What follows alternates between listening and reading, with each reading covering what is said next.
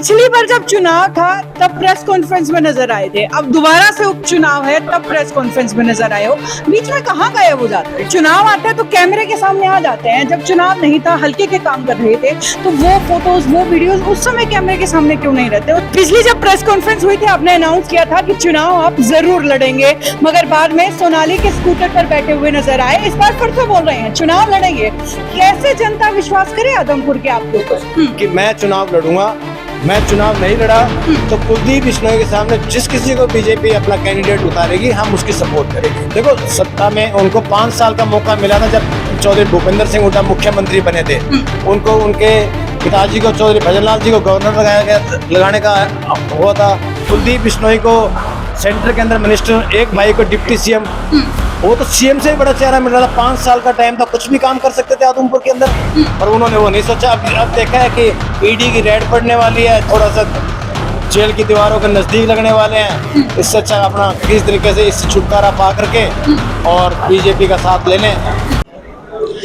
भाई आदमपुर जब से ये तय हुआ है ना कि उपचुनाव होगा तब से लगातार घमासान मचा हुआ है, और इसी घमासान को थोड़ा और तेज करने के लिए एक और शख्स जो है फिलहाल उभर करके आए हैं। इनका नाम है मनोज पाल। सर नमस्कार। नमस्कार मैम जी। कैसे हो आप? मस्त। चलिए, बहुत अच्छी बात है। अच्छा, पिछली बार जब चुनाव था तब प्रेस कॉन्फ्रेंस में नजर आए थे, अब दोबारा से उपचुनाव है तब प्रेस कॉन्फ्रेंस में नजर आए हो। बीच में कहाँ गए वो जाते हैं? इसमें हल्के कामों में लगे रहते हैं सर। अपने आदमपुर के कोई हमारा ऐसा कार्य नहीं है जिसके अंदर मैं शरीक ना रहा हूँ। हल्के में रहते हैं, हल्के के काम करते हैं। जब कोई काम आएगा उसी टाइम। आज प्रेस भाइयों का आज पहली बार चुनाव के लिए तैयारी हुई है, तो सब भाइयों के बीच में रोक दोबारा से हुए कि चुनाव लड़ना है इस बारी। जी, आप बोल रहे हैं कि आप हल्के में बिजी रहते हैं, जब चुनाव आता है तो कैमरे के सामने आ जाते हैं, जब चुनाव नहीं था हल्के के काम कर रहे थे तो वो फोटोज वो वीडियोस उस समय कैमरे के सामने क्यों नहीं रहते? उस समय बिल्कुल रेगुलर है हमारे पास में। मैं मैडम जी आपको अपना पूरा चिट्ठा भेजूंगा आपको कि मेरे कितने काम, जो किसान आंदोलन के अंदर जो हम 1 साल तक वहाँ बैठे रहे हैं, लगातार हम बैठे रहे हैं, वो सारे आपको मैं अपना प्रूफ भेजूंगा। मैं जरूर देखूंगी, और अगर इनका जो है मुझे बायोडाटा या मिला जो इन्होंने जितना काम किया है वो मैं दिखाऊंगी भी जरूर। चलिए, पिछली बार जब प्रेस कॉन्फ्रेंस की थी तो आपने अनाउंस किया था, चलते चल बात करते हैं। पिछली जब प्रेस कॉन्फ्रेंस हुई थी आपने अनाउंस किया था कि चुनाव आप जरूर लड़ेंगे, मगर बाद में सोनाली के स्कूटर पर बैठे हुए नजर आए। इस बार फिर से बोल रहे हैं चुनाव लड़ेंगे। कैसे जनता विश्वास करे आदमपुर के आपके ऊपर? स्कूटर पे तो हम कभी किसी के बैठे ही नहीं है, नाम स्कूटर पे बैठने वाले, हम खुद ड्राइवर है अपना। आपको हम फिर भी सोनाली को कुल मिलाकर के बात यह है कि आप और सोनाली एक स्कूटर पे तो वोट देने की बात थी, वोट दे दी थी हमने उसको, और उससे ज्यादा कुछ पीछे वोट ना। स्कूटर पे बैठने वाला ये मनीराम गोदारा का परिवार है। स्कूटर पे लोग बैठते हैं, हमारे हम किसी के पीछे बैठने वालों में से नहीं है। चलिए, जो भी है, लेकिन मगर सवाल ये है कि पिछली बार भी आपने घोषणा की थी चुनाव लड़ेंगे, लड़े क्यों नहीं? इस बार फिर से घोषणा कर रहे हैं, जनता विश्वास कैसे करे? आपको मैंने एक बार उस टाइम भी कहा था मैडम, आप उस टाइम भी आपने इंटरव्यू लिया था, मैंने कहा कि अगर उस टाइम आपको ध्यान होगा कि मैं चुनाव लड़ूंगा, मैं चुनाव नहीं लड़ा तो कुलदीप बिश्नोई के सामने जिस किसी को बीजेपी अपना कैंडिडेट उतारेगी हम उसकी सपोर्ट करेंगे। बिल्कुल, अभी मैं सुन भी रही थी बीजेपी के खिलाफ तो नहीं, खैर कुलदीप बिश्नोई के खिलाफ बड़ा खुल करके बोले हैं। उनसे ऐसी क्या रंजिश है, उनसे ऐसी क्या खुंदक है कि भाई उन्हें हराना जरूरी है? तंग है जनता आदमपुर की। करा क्या उन्होंने काम आदमपुर में? क्योंकि हमारे आदमपुर से बड़ा लगाव है। हम आदमपुर के, मेरे दादी आदमपुर से हैं, हमारे रिश्तेदार सारे आदमपुर से, हमारे को आके बताते हैं। मैं खुद भी जाता हूँ आदमपुर का हाल जाके देखो ना। आज के दिन अगर हरियाणा के अंदर सबसे बदहाल शहर है तो वो आदमपुर है। आदमपुर की सड़कें देख लो, आदमपुर में कोई भी, आप ये देखो जो आदमपुर का 15 साल तक राजा रह चुका हो हरियाणा का, वहां पर भी अभी तक ऐसा भी घर है जहां पर लाइट की सुविधाएं नहीं है। कुछ गांव के अंदर तो पानी की सुविधाएं नहीं है, पीने का पानी भी नहीं है। खेतों में तो लगाने की बहुत बड़ी बात है, बुढ़ाग वगैरह कई ऐसे गांव है जहाँ पीने का पानी नहीं है। लोग पानी पीते हैं तो आप देख सकते हो कि वो पानी, मैं तो चलो ये बिस्लरी लेके खड़े हैं, किसी दिन आप मेरे साथ में वहां चलना, वो पानी वहां का आपको दिखाएंगे, आपको ये लोग पानी पी रहे हैं। चलिए, लेकिन कुलदीप बिश्नोई तो फिर फटाक से कह देते हैं जी हम तो जो है सत्ता में नहीं थे, क्योंकि जब तक जिस पार्टी में विधायक थे वो सत्ता में नहीं थी, हमारे पास पावर नहीं थी। तो उनका भी कहीं ना कहीं सॉलिड मानती है रीजन जनता। तो देखो, सत्ता में उनको 5 साल का मौका मिला था जब चौधरी भूपेंद्र सिंह हुड्डा मुख्यमंत्री बने थे।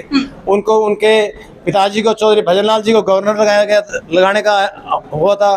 कुलदीप बिश्नोई को सेंटर के अंदर मिनिस्टर, एक भाई को डिप्टी सीएम, वो तो सीएम से भी बड़ा चेहरा मिल रहा था, 5 साल का टाइम था, कुछ भी काम कर सकते थे आदमपुर के अंदर, पर उन्होंने वो नहीं सोचा। अब देखा है कि ईडी की रेड पड़ने वाली है, थोड़ा सा जेल की दीवारों के नजदीक लगने वाले हैं, इससे अच्छा अपना किस तरीके से इससे छुटकारा पा करके और बीजेपी का साथ ले लें और अपने बच्चे को, बेटे को, एक लॉलीपॉप बच्चा है, पता नहीं नाम उसका, भव्य भूव्य, पता नहीं क्या किस टाइप का नाम है, वो विदेश में बैठा है, वो विदेश में बैठा है, अभी तक वो विदेश हिंदुस्तान में आया तक नहीं है और उसको पार्टी ज्वाइन करा रहे हैं। ये देखो वो आदमपुर की जनता का क्या भला करेगा जो विदेश में बैठ कर पार्टी ज्वाइन कर रहा है।